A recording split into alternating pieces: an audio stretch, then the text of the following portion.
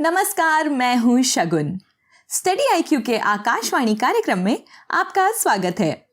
शुरू करते हैं दिन भर की वे जरूरी खबरें जिनसे परीक्षा में सवाल पूछे जा सकते हैं। मेटावर्स। हाल ही में जारी एक रिपोर्ट के मुताबिक मेटावर्स के जरिए दुनिया में 2032 तक डेटा खपत 20 गुना अधिक हो जाएगी।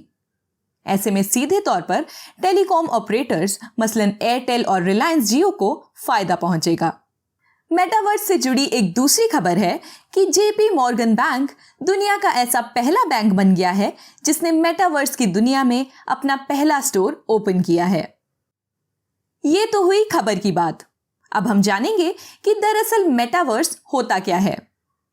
मेटावर्स के बारे में जानने से पहले इस शब्द को डीकोड करने की कोशिश करते हैं।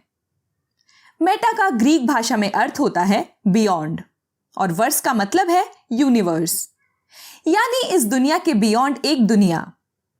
मेटावर्स को 1992 में साइंस फिक्शनल राइटर नील स्टीफेंस ने कॉइन किया था। उन्होंने अपने नॉवल स्नो कैश में इसका जिक्र किया था। मेटावर्स एक वर्चुअल वर्ल्ड है जिसमें आप अपने डिजिटल अवतार के जरिए दाखिल होते हैं। वीडियो गेम्स की तरह आप इस पर एक्टिविटीज भी कर सकते हैं और ये एक्टिविटीज बहुत आपकी रियल लाइफ से जुड़ी होंगी, मसलन शॉपिंग करना, दोस्तों से मिलना, मीटिंग अटेंड करना या गेम खेलना। ये सब आप augmented reality, virtual reality headset और होमोग्राम्स के जरिए कर सकेंगे। इसे थोड़ा आसान तरीके से समझते हैं। मान लीजिए आप घर से दूर कॉलेज हॉस्टल में हैं। आपका बर्थडे है और आप अपनी फैमिली और फ्रेंड्स के साथ सेलिब्रेट करना चाहते हैं। मेटावर्स ये पॉसिबल कर सकता है कि आप और आपकी फैमिली के डिजिटल अवतार साथ में बर्थडे सेलिब्रेट कर सकें। वर्चुअल रियलिटी के जरिए आपको यही लगेगा कि आप सब साथ हैं, लेकिन फीलिंग ऑफ टच को महसूस नहीं कर पाएंगे। माना जा रहा है कि आने वाली दुनिया के लिए इंटरनेट मेटावर्स ही होगा। फेसबुक, एप्पल और माइक्रोसॉफ्ट जैसी कंपनियां इसके भविष्य को देखते हुए इसमें खूब निवेश कर रही हैं। चलिए रुख करते हैं अगली खबर की ओर। Satellite internet. रिलायंस के जियो प्लेटफॉर्म ने European satellite based company SES के साथ मिलकर सैटेलाइट इंटरनेट के लिए एक जॉइंट वेंचर लॉन्च किया है।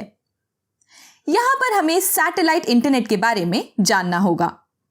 सैटेलाइट इंटरनेट एक वायरलेस सिस्टम में है जिसमें सैटेलाइट के जरिए इंटरनेट को एक्सेस किया जाता है। यह लैंड बेस्ड इंटरनेट सिस्टम मसलन ऑप्टिकल फाइबर या केबल से अलग है। सैटेलाइट इंटरनेट में रेडियो वेव्स के जरिए कम्युनिकेशन किया जाता है। सैटेलाइट इंटरनेट को ग्रामीण और रिमोट एरियाज के लिए बेहतर विकल्प माना जा रहा है क्योंकि यहां ऑप्टिकल फाइबर या केबल पहुंचाना आसान नहीं होता। आपको बता दें कि सैटेलाइट इंटरनेट 5 रिले सिस्टम मसलन इंटरनेट रेडी डिवाइस, मॉडेम या router, satellite dish, satellite in orbit और सैटेलाइट ऑपरेशन सेंटर्स के जरिए काम करता है। बढ़ते हैं अगली खबर की ओर। India UAE trade pact. Bharat और UAE के बीच सेपा यानी कॉम्प्रिहेंसिव इकोनॉमिक पार्टनरशिप एग्रीमेंट पर हस्ताक्षर हुए हैं। इससे UAE में भारत के निर्यात को 90% जीरो ड्यूटी हासिल होगी। इस समझौते से दोनों देशों के बीच व्यापार आने वाले 5 सालों में लगभग $100 बिलियन होने की उम्मीद है। दोनों देशों के बीच समझौता शिक्षा, green hydrogen, climate action, defence और क्रॉस बॉर्डर टेररिज्म जैसे क्षेत्रों में हुआ है। भारत और UAE के बीच हुए सेपा ने दोनों देशों के करीब 4000 साल पुराने संबंधों को मजबूती दी है। जी हां, भारत और गल्फ कंट्रीज के बीच रिश्ते मेसोपोटामिया और सिंधु सभ्यता के दौर से चल रहे हैं। हमने इस खबर को आकाशवाणी के पुराने एपिसोड में कवर किया है। अब आपको एक सवाल का जवाब देना है कि UAE ने अब्राहम समझौता किस देश के साथ किया है। सही जवाब कमेंट बॉक्स में लिखिए। देखते हैं अगली खबर। Model laws on asylum and refugees. NHRC द्वारा 1 दशक पहले असाइलम और रेफ्यूजीज यानी शरण और शरणार्थियों के लिए तैयार किए गए मॉडल लॉज के ड्राफ्ट्स को रिवाइज करने की बात चल रही है। इस ड्राफ्ट को सरकार द्वारा लागू नहीं किया गया था। हाल ही में एनएचआरसी के डिस्कशन में इस पर चर्चा हुई है। इस मौके पर रेफ्यूजीज को प्रशासित करने वाले कानून की जरूरत पर जोर दिया गया। गौरतलब है कि भारत ने यूनाइटेड नेशंस रेफ्यूजीज कन्वेंशन 1951 पर हस्ताक्षर नहीं किए हैं, लेकिन रेफ्यूजीज भारत संविधान के अनुच्छेद 14, 20 और 21 के तहत मिले अधिकारों के हकदार हैं।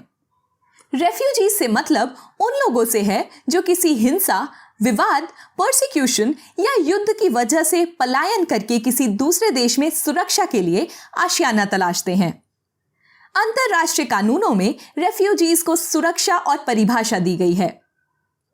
यूनाइटेड नेशंस रेफ्यूजी कन्वेंशन 1951 के मुताबिक रेफ्यूजी कोई ऐसा व्यक्ति है जो अपने मूल देश में लौटने में इच्छा नहीं रखता या लौटने में सक्षम भी नहीं है, क्योंकि उसे भय है कि किसी विशेष धर्म, राजनीतिक विचारधारा और राष्ट्रीयता उसे किसी विशेष सामाजिक समूह का सदस्य होने के कारण देश छोड़ने के लिए मजबूर किया जाएगा।